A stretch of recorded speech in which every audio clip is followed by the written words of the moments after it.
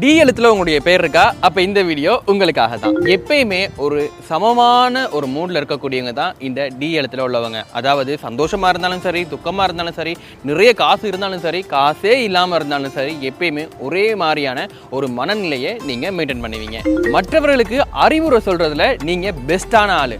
ஆனா மத்தவங்க யாராவது உங்களுக்கு ஒரு அறிவுரை சொன்னாங்கன்னு வைங்களே, அதை நீங்க கேட்கவே மாட்டீங்க. உங்களுக்கு நிறைய உதவி செய்யற பழக்கம் இருக்கு. அதனாலேயே உங்களுக்கு நண்பர்கள் அதிகமா இருப்பாங்க.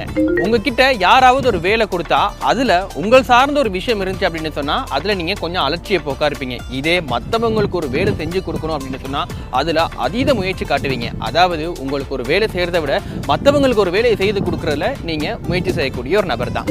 நீங்க பொதுவா மனமுடைந்து போகக்கூடிய தன்மை உங்களுக்கு அதிகமாகவே இருக்கும். ஏதாவது ஒரு துக்ககரமான விஷயமோ அப்படி இல்லாட்டி கொஞ்சம் அப்செட்டா இருந்தீங்க அப்படின்னாலே நீங்க மனமுடைஞ்சு போயிருவீங்க. நீங்க இருக்கக்கூடிய இடம் எப்பயுமே அமைதியா, சாந்தமா, பாதுகாப்பா, நிம்மதியா இருக்கணும் அப்படின்றதுல நீங்க அதீத கவனம் செலுத்தக்கூடிய ஒரு ஆள்.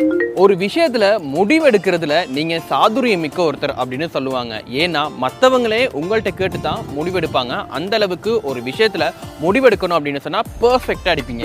நீங்க எப்பயுமே பொறுமையா இருக்கக்கூடிய ஒருத்தர் தான். உங்களுடைய பொறுமை எந்த அளவு அப்படின்னு சொன்னா, இவர் என்ன எப்ப பார்த்தாலும் அமைதியா இருக்காரு அப்படின்னு சொல்லி மற்றவங்களை இரிட்டேட் பண்ணக்கூடிய அளவுக்கு உங்களுடைய பொறுமை இருக்கும். ஆனா அந்த பொறுமைக்குள்ளையும் நிச்சயமா ஒரு விஷயம் ஒளிஞ்சிருக்கும். எப்பயுமே நீங்க விஷயம் இல்லாம அமைதியா இருக்க மாட்டீங்க.